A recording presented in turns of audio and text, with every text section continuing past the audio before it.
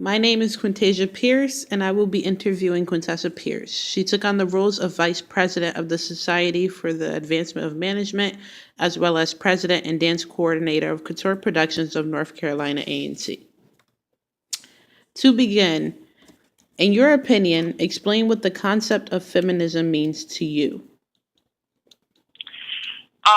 To me, feminism is a lifestyle that pretty much portrays the empowerment of women. Women being not less than or greater than their male counterparts.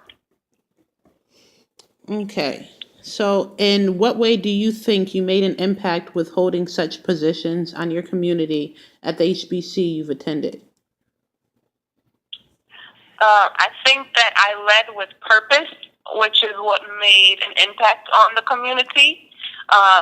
Everything that I did with a purpose. Every event that my organization held, or any events that I approved, they all served a purpose. So whether it was a community service event where we would go out and clean the streets, to performing a dance or a model routine to provide AIDS awareness to the community. Everything that we did, it served a purpose, and I made sure that we worked together as a team, and made sure that everything that we did provided some sort of knowledge to our community as well. Okay, so my third question to you would be, does being a Black woman with such high power in the positions in which you held change your position on women's abilities? I would say it did change my perception on women's abilities.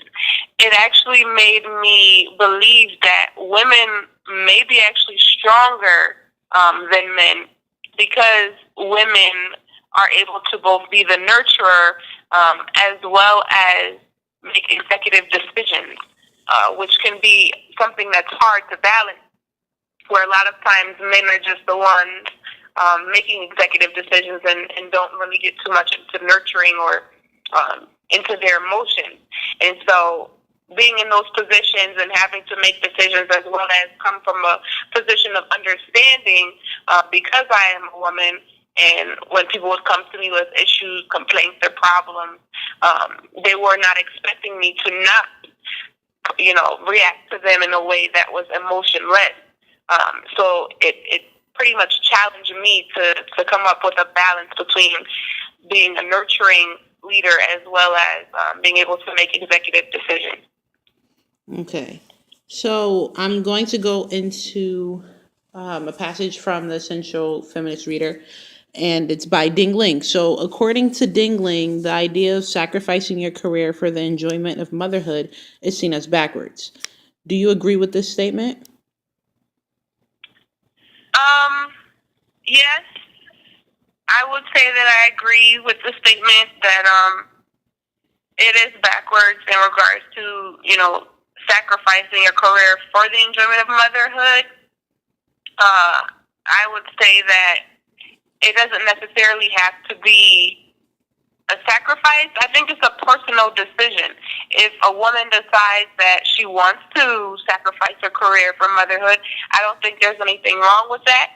Neither do I think there's anything wrong with a woman who prefers to pursue her career over pursuing motherhood. And then there are, of course, the women who are capable of balancing both. I think it's just a personal, decision. Okay, so with that being said, what are your current views on women being forced into starting a family rather than taking care of responsibilities in the workforce? I don't think it's fair for women to be forced into motherhood, starting a family as opposed to taking on responsibilities career-wise, because as I said, I think that it should be a personal choice for that woman. So forcing them into that is really kind of unrealistic in trying to move backwards into time and go back to the traditional ways of life with the world and cultures and traditions constantly evolving. I don't think that it's really fair or feasible or realistic to force a woman to continue to choose motherhood over her career during this day and age. Okay. So those are the only questions I have for you. And thank you for taking time in participating in my interview. You're welcome. Okay.